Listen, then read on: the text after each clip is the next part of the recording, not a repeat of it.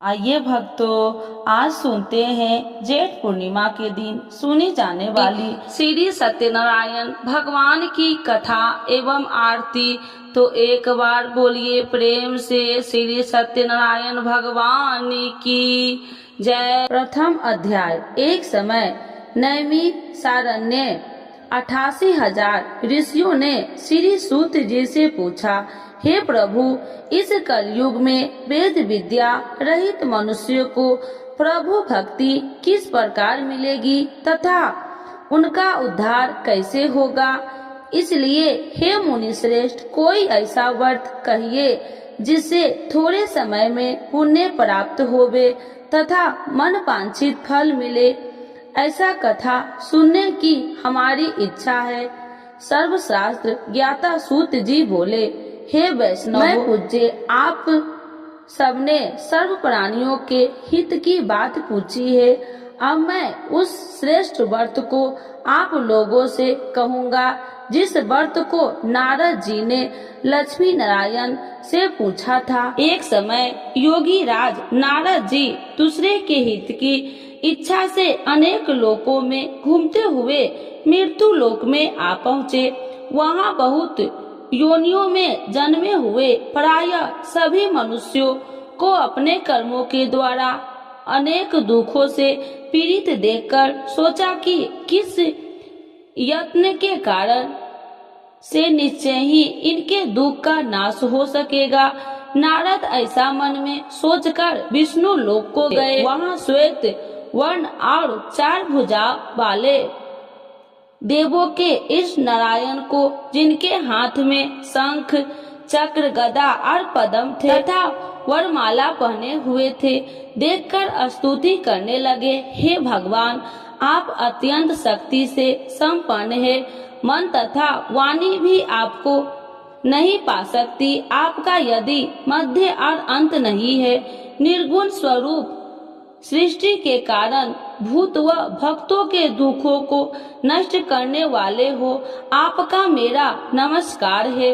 नारद जी से इस प्रकार की स्तुति सुनकर विष्णु भगवान बोले, हे मुनि श्रेष्ठ, आपके मन में क्या है? आपका यहाँ किस काम के लिए आगमन हुआ है?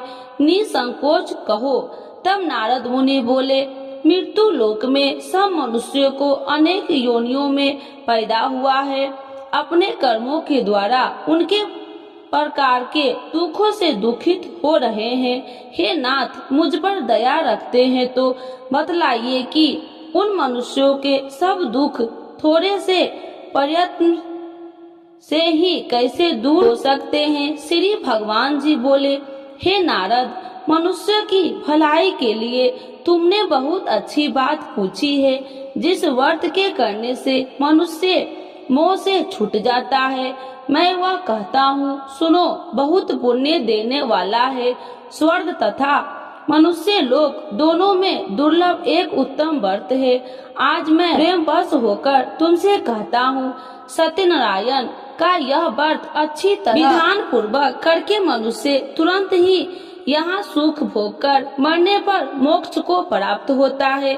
श्री भगवान के वचन सुनकर नारद मुनि बोले, उस व्रत का क्या फल है, क्या विधान है, किसने यह व्रत किया है और किस दिन यह व्रत करना चाहिए, विस्तार से बतलाइए। भगवान बोले, दुख शोक आदि को दूर करने वाला, धन्य धान्य को बढ़ाने वाला, सौभाग्य तथा संतान को देने वाला यह व्रत सब स्थान पर विजयी करने वाला है। भक्ति और श्रद्धा के साथ किसी भी दिन मनुष्य श्री सत्यनारायण भगवान के शाम के समय ब्राह्मणों और बांधवों के साथ धर्मपरायण होकर पूजा करे। भक्ति भाव से नवेद, केले का खम्भ, घी, दूध और गेहूं के चूर्ण सवाया लबे, गेहूं के अभाव में साठी के चूर्ण, शक्कर तथा गुड़ ले आए और सब भक्षण योग पदार्थ जमा करके भगवान को अर्पण कर देवे तथा बंधुओं समेत ब्राह्मणों को भोजन करवावे। तत्पश्चात स्वयं भोजन करके नित्य गीत आदि का आचरण कर सत्यनारायण भगवान को स्मरण करते हुए समय व्यतीत करे। इस तरह व्रत करने पर मनुष्य की इच्छा निश्चय ही पूरी होती है। विशेषकर कली काल में भूमि पर यही मोक्ष का सरल उपाय है। इति श्री सत्यनारायण व्रत कथा प्रथम अध्याय संपूर्ण। तो एक बार बोलिए प्रेम से श्री सत्यनारायण भगवान की जय। द्वितीय अध्याय। सूत जी बोले, हे ऋषियों, जिन्होंने पहले समय में इस व्रत को किया है उनका वृतांत कहता हूँ, ध्यान से सुनो। सुंदर काशीपुरी नगरी में अति निर्धन ब्राह्मण रहता था। वह भूख और प्यास से बेचैन हुआ नित्य ही पृथ्वी पर घूमता था। ब्राह्मणों से प्रेम करने वाले भगवान ने ब्राह्मण को दुखी देखकर बूढ़े ब्राह्मण का रूप धरकर उसके पास जा आदर के साथ पूछा, हे गरीब, नित्य दुखी हुआ पृथ्वी पर क्यों घूमता है? हे श्रेष्ठ ब्राह्मण, यह सब मुझसे कहो, मैं सुनना चाहता हूँ। ब्राह्मण बोला, मैं बहुत निर्धन ब्राह्मण हूँ, भिक्षा के लिए पृथ्वी पर फिरता हूँ। हे भगवान, यदि आप इसका उपाय जानते हैं तो कृपा कर कहो। वृद्ध ब्राह्मण बोला कि सत्यनारायण भगवान मनोवांछित फल देने वाले हैं, इसीलिए हे ब्राह्मण, तू उनका पूजन कर, जिसके करने से मनुष्य सब दुखों से मुक्त होता है। ब्राह्मण को व्रत का सारा विधान बतलाकर बूढ़े ब्राह्मण का रूप धारण करने वाले सत्यनारायण भगवान अंतर ध्यान हो गए। जिस व्रत को वृद्ध ब्राह्मण ने बतलाया, मैं उसको अभ्यास करूंगा। यह निश्चय करने पर उस ब्राह्मण को भी नींद न आई। वह सवेरे के लिए चला। उस दिन उसको भिक्षा में बहुत सा धन मिला, जिससे बंधु बांधवों के साथ उसने सत्यनारायण का व्रत किया। उसके करने से वह ब्राह्मण सब दुखों से छूटकर अनेक प्रकार की संपत्तियों से युक्त हुआ। उस समय से वह ब्राह्मण हर मास व्रत करने लगा। इस तरह सत्यनारायण भगवान के व्रत को जो करेगा सब पापों से छूटकर मोक्ष को प्राप्त होगा। आगे जो पृथ्वी पर सत्यनारायण का व्रत करेगा वह मनुष्य सब दुखों से छूट जाएगा। इस तरह नारद जी ने सत्यनारायण का कहा हुआ यह व्रत तुमने कहा, हे वृद्ध, अब मैं और क्या कहूँ? ऋषि बोले, हे मुनि श्रेष्ठ, संसार में इस ब्राह्मण से सुनकर किस किस ने इस व्रत को किया, हम सब वह सुनना चाहते हैं। इसके लिए हमारे मन में श्रद्धा है। सूत जी बोले, हे मुनियों, जिसने इस व्रत को किया है वह सब सुनो। एक समय वह ब्राह्मण धन और ऐश्वर्य के अनुसार बंधु बांधवों के साथ व्रत करने को तैयारी हुआ। उसी समय एक लकड़ी बेचने वाला बूढ़ा आदमी आया और बाहर लकड़ियों को रखकर ब्राह्मण के मकान में गया। प्यास से दुखी लकड़हारा उनको व्रत करते देखकर ब्राह्मण को नमस्कार करके पूछने लगा कि आप यह क्या कर रहे हैं और इसके करने से क्या फल मिलता है, कृपया करके मुझसे कहो। ब्राह्मण ने कहा, सब मनोकामनाओं को पूरा करने वाला यह सत्यनारायण भगवान का व्रत है। इसकी ही कृपा से मेरे यहाँ धन्य धान्य आदि की वृद्धि हुई है। ब्राह्मण से व्रत के बारे में जानकर लकड़हारा बहुत प्रसन्न हुआ। चरणामृत ले और प्रसाद खाने के बाद अपने घर को आया। लकड़हारे ने मन में इस प्रकार का संकल्प किया कि आज ग्राम में लकड़ी बेचने से जो धन मिलेगा उसी से सत्यनारायण देव का उत्तम व्रत करूंगा। यह मन में विचार कर वह बूढ़ा लकड़हारा लकड़ियां अपने सिर पर रखकर जिस नगर में धनवान लोग रहते थे वह ऐसे ही सुंदर नगर में गया। उस दिन वहां पर बूढ़े को उन लकड़ियों का दाम पहले दिनों से 100 गुना मिला। तब वह बूढ़ा लकड़हारा दाम ले और अति प्रसन्न होकर पक्के केले की फली, शक्कर, घी, दूध, दही और गेहूं का चूर्ण इत्यादि सत्यनारायण भगवान के व्रत को कुल सामग्रियों को लेकर अपने घर गया। फिर उसने अपने भाइयों को बुलाकर विधि के साथ भगवान का पूजन और व्रत किया। उस व्रत के प्रभाव से बूढ़ा लकड़हारा धन धान्य आदि से युक्त हुआ और संसार के समस्त सुख भोगकर वैकुंठ को चल गया। इति श्री सत्यनारायण व्रत कथा द्वितीय अध्याय संपूर्ण। तो एक बार बोलिए प्रेम से श्री सत्यनारायण भगवान की जय। तृतीय अध्याय। श्री सूत जी बोले, हे श्रेष्ठ मुनियों, अब मैं आगे की एक कथा कहता हूँ। प्राचीन काल में उल्कामुख नाम का एक महान ज्ञानी राजा था। वह जितेंद्रिय और सत्यव्रता था। प्रतिदिन मंदिरों में जाता तथा गरीबों को धन देकर उनके दुख दूर करता था। उसकी पत्नी कमल के समान सुंदर मुख वाली और सती साध्वी थी। एक दिन भद्रशिला नदी के तट पर वे दोनों विधि विधान से सहित श्री सत्यनारायण भगवान का व्रत कर रहे थे। उस समय वहाँ साधु नामक एक वैश्य आया। उसके पास व्यापार के लिए बहुत सा धन था। वह वैश्य नाम को नदी के किनारे पर ठहराकर राजा के पास आया। राजा को व्रत करते हुए देखकर उसने विनय पूर्वक पूछा, हे राजन, यह आप क्या कर रहे हैं? मेरी सुनने की इच्छा है, कृपया आप यह मुझे भी समझाइए। महाराज उल्कामुख ने कहा, हे साधु वैश्य, मैं अपने बंधु बांधवों के साथ पुत्र की प्राप्ति के लिए श्री सत्यनारायण भगवान का व्रत व पूजन कर रहा हूँ। राजा के वचन सुनकर साधु नामक वैश्य ने आदर से कहा, हे राजन, मुझे भी इसका संपूर्ण विधि विधान बतलाइए। मैं भी आपके कहे अनुसार इस व्रत को करूँगा। मेरी भी कोई संतान नहीं है। मुझे विश्वास है कि इस उत्तम व्रत को करने से अवश्य ही मुझे भी संतान होगी।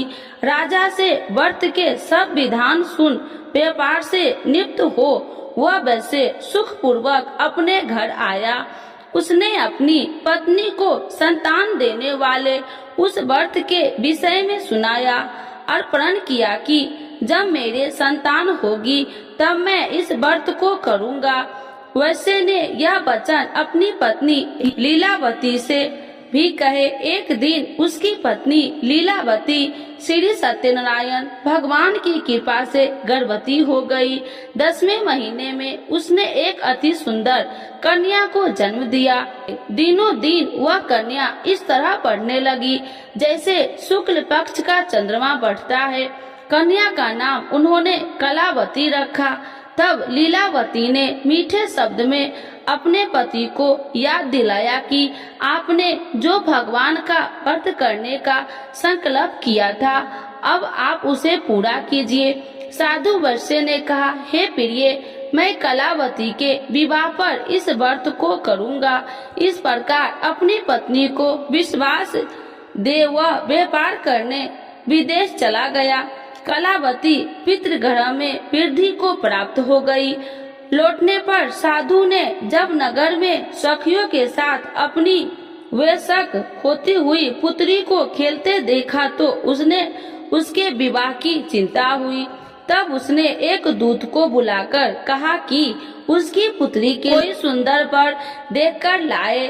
दूत साधु नामक वैश्य आज्ञा पाकर कंचन नगर पहुंचा और देखा भालकर वैश्य की कन्या के लिए एक श्रृंगे वनिक पुत्र ले आया। उस सुंदर लड़के के साथ साधु नामक वैश्य ने अपने बंधु बांधवों सहित परिचित होकर अपनी पुत्री का विवाह कर दिया। दुर्भाग्य से वह विवाह के समय श्री सत्यनारायण भगवान का व्रत करना भूल गया। इस पर श्री सत्यनारायण अत्यंत क्रोधित हो गए। उन्होंने वैश्य को श्राप दिया कि तुम्हें दारुण दुख प्राप्त होगा और फिर अपने कार्यों में कुशल हुआ वैश्य अपने दामाद सहित नाव पर बेड़ा लेकर व्यापार करने के लिए सागर के समीप स्थित रत्न सारनपुर नगर में गया। रत्न सारनपुर चंद्रकेतु नामक राजा राज करता था। दोनों ससुर जमाई चंद्रकेतु राजा के उस नगर में व्यापार करने लगे। एक दिन भगवान श्री सत्यनारायण की माया से प्रेरित एक चोर राजा चंद्रकेतु का धन चुराकर भाग रहा था। राजा के दूत को अपने पीछे तेजी से आते देखकर चोर ने घबराकर राजा को धन को वैश्य की नाव में चुपचाप रख दिया। वहां से ससुर जमाई ठहरे हुए थे और भाग गया। जब दूत ने उस वैश्य के पास राजा के धन को रखा देखा तो उन्होंने उस ससुर दामाद को ही चोर समझा। वे उन ससुर दामाद को दोनों को बांधकर ले गए और राजा के समीप जाकर बोले, आपका धन चुराने वाला ये दोनों चोर हम पकड़कर लाए हैं, देखकर आज्ञा दे। तब राजा ने बिना उस वैश्य की बात सुने उन्हें कारागार में डालने की आज्ञा दे दी। इस प्रकार राजा की आज्ञा से उनको कारावास में डाला दिया गया तथा उनका सारा धन भी छीन लिया गया। श्री सत्यनारायण भगवान के श्राप के कारण उस वैश्य की पत्नी लीलावती व पुत्री कलावती भी घर पर बहुत दुखी हुई। उनका सारा धन चोर चुरा कर ले गए। मानसिक व शारीरिक पीड़ा तथा भूख प्यास से अति दुखी हो भोजन की आस में कलावती एक ब्राह्मण के घर गई। उसने ब्राह्मण को श्री सत्यनारायण भगवान का व्रत विधि पूर्वक करते देखा। उसने कथा सुनी और श्रद्धा पूर्वक प्रसाद ग्रहण कर रात को घर आई। माता ने कलावती से पूछा, हे पुत्री, तू अब तक कहाँ रही? मैं तेरे लिए बहुत चिंतित थी। माता के शब्द सुन कलावती बोली, हे माता, मैंने एक ब्राह्मण के घर श्री सत्यनारायण भगवान का व्रत होते देखा और मेरी भी उस उत्तम व्रत को करने की इच्छा है। माता ने कन्या के वचन सुनकर श्री सत्यनारायण भगवान के पूजन की तैयारी की। उसने बंधुओं सहित श्री सत्यनारायण भगवान का पूजन व व्रत किया और वर मांगा कि मेरे पति और दामाद शीघ्र ही घर लौट आए।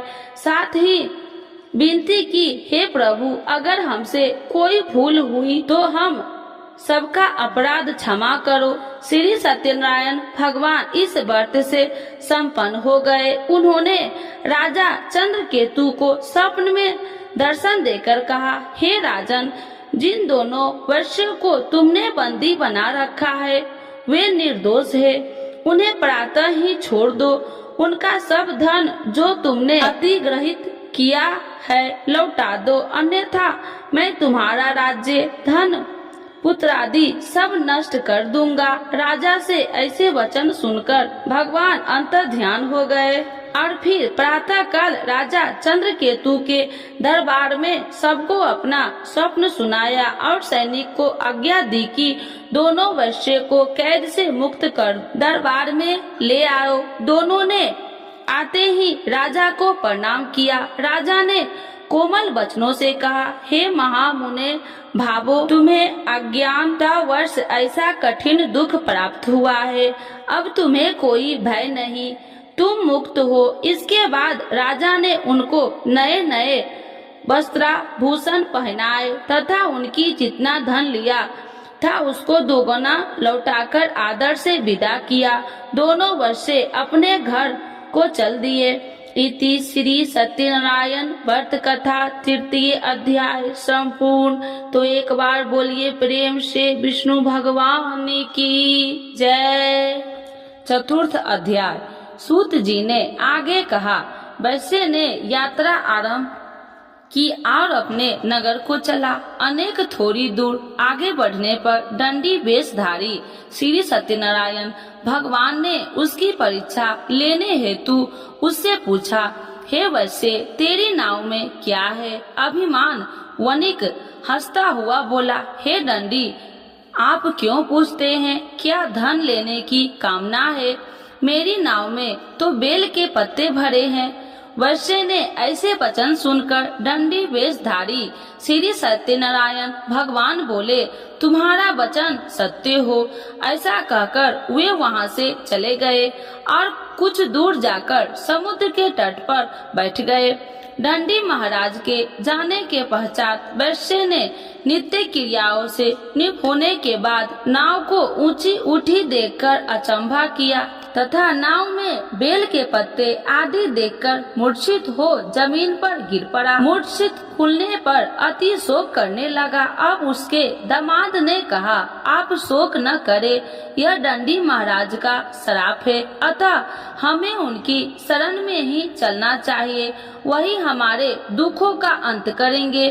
दामाद के वचन सुनकर वह वैश्य दंडी भगवान के पास पहुंचा और अत्यंत भक्ति भाव से पश्चाताप करते हुए बोला, मैंने तो आपसे अत्यंत वचन कहे थे, उनके लिए मुझे क्षमा करे। ऐसा कहकर वह शोकातुर हो रोने लगा। तब दंडी भगवान बोले, हे वनिक पुत्र, मेरी आज्ञा से ही बार बार तुझे दुख कष्ट प्राप्त हुआ है, तू मेरी पूजा से विमुख हुआ है। तब उस वैश्य ने कहा, हे भगवान, आपकी माया को ब्रह्मा आदि देवता भी नहीं जान पाते, तब मैं मूर्ख भला कैसे जान सकता हूँ। आप प्रसन्न होइए, मैं अपनी क्षमता अनुसार आपकी पूजा करूँगा। मेरी रक्षा कीजिए और मेरी नौका को पहले के समान धन से परिपूर्ण कर दीजिए। उसके भक्ति से परिपूर्ण वचन सुनकर श्री सत्यनारायण भगवान प्रसन्न हो गए और उसकी इच्छा अनुसार वर देकर अंतर्ध्यान हो गए। तब ससुर व दामाद दोनों ने नाव पर आकर देखा कि नाव धन से परिपूर्ण है। फिर वह विधि विधान से भगवान सत्यनारायण का पूजन कर साथियों सहित अपने नगर को चला। तब वह अपने नगर के निकट पहुंचा। तब उसने एक दूत को अपने घर भेजा। दूत ने साधु नामक वैश्य के घर जाकर उसकी पत्नी को नमस्कार किया और कहा, आपके पति अपने जमाता सहित इस नगर में समीप आ गए हैं। लीलावती और उसकी कन्या कलावती इस समय भगवान का पूजन कर रही थी। दूत का वचन सुनकर साधु की पत्नी ने बड़े हर्ष के साथ सत्यनारायण भगवान का पूजन पूर्ण किया और अपनी पुत्री से कहा, मैं अपने पति के दर्शन को जाती हूँ, तू पूजन पूर्ण कर शीघ्र आ जाना। परंतु कलावती पूजन एवं प्रसाद छोड़कर अपने पति के दर्शन के लिए चली गई। पूजन एवं प्रसाद की अवज्ञा के कारण भगवान सत्यनारायण ने रुष्ट हो उसके पति को नाव सहित पानी में डुबो दिया। कलावती अपने पति को न पाकर रोती हुई जमीन पर गिर पड़ी। नौका को डूबा हुआ तथा कन्या को रोती हुई देख साधु नामक वैश्य द्रवित होकर बोला, हे प्रभु, मुझसे या मेरे परिवार से अज्ञानतावश जो अपराध हुआ है उसे क्षमा करे। उसके ऐसे वचन सुनकर सत्यदेव भगवान प्रसन्न हो गए। आकाशवाणी हुई, हे वैश्य, तेरी पुत्री तेरा प्रसाद छोड़कर आई है, इसीलिए इसका पति अदृश्य हुआ है। यदि वह घर जाकर प्रसाद ग्रहण कर लौटे तो इससे इसका पति अवश्य मिलेगा। आकाशवाणी सुनकर कलावती ने घर पहुंचकर प्रसाद ग्रहण किया और फिर आकर अपने पति को पूर्ण रूप में पाकर वह अति प्रसन्न हुई तथा उसने अपने पति के दर्शन किए। तत्पश्चात साधु वैश्य ने वही बंधु बांधवों सहित सत्य देव का विधि पूर्वक पूजन किया। वह इस लोक के सभी प्रकार के सुख भोग कर अंत में मोक्ष को प्राप्त हुआ। इति श्री सत्यनारायण व्रत कथा चतुर्थ अध्याय संपूर्ण। एक बार बोलिए प्रेम से श्री सत्यनारायण भगवान की जय। पंचम अध्याय। श्री सूत जी बोले, हे ऋषिगण, मैं एक और कथा कहता हूँ, आप सभी ध्यान से सुनो। सदा प्रजा के लिए चिंतित तुंगध्वज नाम का एक राजा था। उसने भगवान सत्यनारायण का प्रसाद त्याग कर बहुत कष्ट पाया। एक समय राजा वन में अन्य पशुओं को मारकर बर के वृक्ष के नीचे आया। वहाँ उसने ग्वालों को भक्ति भाव से बंधु बांधवों सहित श्री सत्यनारायण जी की पूजन करते देखा, परंतु राजा देखकर भी अभिमान के कारण न तो वहाँ गया और न ही सत्यदेव भगवान को नमस्कार ही किया। जब ग्वालों ने भगवान का प्रसाद उसके सामने रखा तो वह प्रसाद छोड़कर अपने नगर को चला गया। नगर में पहुंचकर उसने देखा कि उसका सारा राज्य नष्ट हो गया। वह समझ गया कि यह सब भगवान सत्यदेव ने रुष्ट होकर किया है। तब वह वन में वापस आया और ग्वालों के समीप जाकर विधि पूर्वक पूजन कर प्रसाद ग्रहण किया तो सत्यनारायण की कृपा से सब कुछ पहले जैसा ही हो गया और लंबे समय तक सुख भोग कर मरणोपरांत वह मोक्ष को प्राप्त हुआ। जो मनुष्य इस श्रेष्ठ दुर्लभ व्रत को करेगा, श्री सत्यनारायण भगवान की कृपा से उसे धन्य धान्य की कोई कमी नहीं होगी। निर्धन धनी और बंदी बांधवों से मुक्त होकर निर्भय हो जाता है। संतानहीन को संतान की प्राप्ति होती है तथा सब इच्छाएं पूर्ण कर अंत में वह वैकुंठ धाम को जाता है। अब उनके बारे में भी जानिए जिन्होंने पहले इस व्रत को किया है। अब उनके दूसरे जन्म की कथा भी सुनिए। सतानंद नामक वृद्ध ब्राह्मण ने सुदामा के रूप में जन्म लेकर श्री कृष्ण की भक्ति एवं सेवा कर वैकुंठ प्राप्त किया। उल्का मुख नामक महाराज राजा दशरथ बने और श्री रघुनाथ का पूजन कर मोक्ष को प्राप्त हुए। साधु नाम के वैश्य ने धर्मात्मा व सत्य प्रतिज्ञ राजा मोर ध्वज बनकर अपने पुत्र को ओर से चीर कर वैकुंठ धाम प्राप्त किया। महाराज ध्रुमध्वज और स्वयंभू मनु बने। उन्होंने बहुत से लोगों को भगवान की भक्ति में लीन करवाकर वैकुंठ धाम प्राप्त किया। लकड़हारा अगले जन्म में गृह नामक निषाद राजा बना, जिसने राम के चरणों की सेवा कर अपने सभी जन्मों को संवार लिया। इति श्री सत्यनारायण व्रत कथा 5th अध्याय संपूर्ण। तो एक बार बोलिए प्रेम से भगवान श्री सत्यनारायण की जय। आरती श्री सत्यनारायण जी की। जय लक्ष्मी रमीना श्री जय लक्ष्मी रमीना सत्यनारायण स्वामी जनिपात की हरिना। जय लक्ष्मी रमीना रत्न जड़ित सिंहासन अद्भुत छवि राजे स्वामी अद्भुत छवि राजे। नारद करत निरंजन घंटा ध्वनि बाजे। ओम जय लक्ष्मी रमीना प्रगट भरे कलिकारणी दिज को दरस दियो स्वामी दिज को दरस दियो। बूढ़ो ब्राह्मण बन कर कंचन महल कियो। जय लक्ष्मी रमीना दुर्लभ भील कठारो इन पर कृपा करी स्वामी इन पर कृपा करी।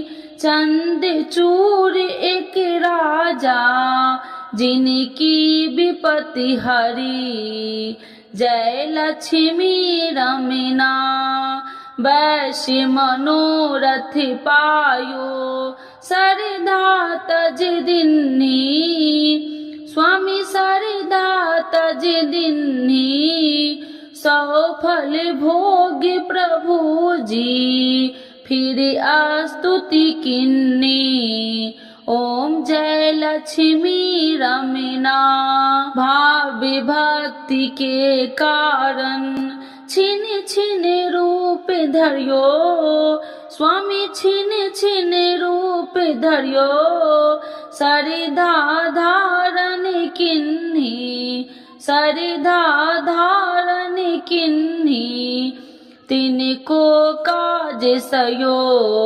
ओम जय लक्ष्मी लक्ष्मी रमना ग्वाल बाल संग राजा बन में भक्ति करी स्वामी बन में भक्ति करी मन वांछित फल दिन्हो दीन दयाल हरि जय लक्ष्मी रमना चढ़त प्रसाद सबाय कदली फल में बा स्वामी कदली फल में बा धूप दीप तुलसी से राजी सत्य देवा ओम जय लक्ष्मी रमना।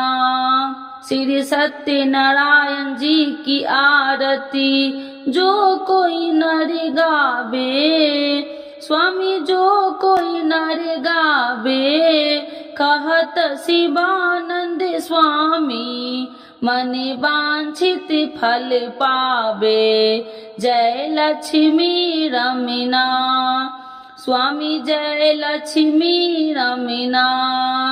श्री सत्यनारायण भगवान की जय विष्णु भगवान की जय सर्व देवी देवताओं की जय।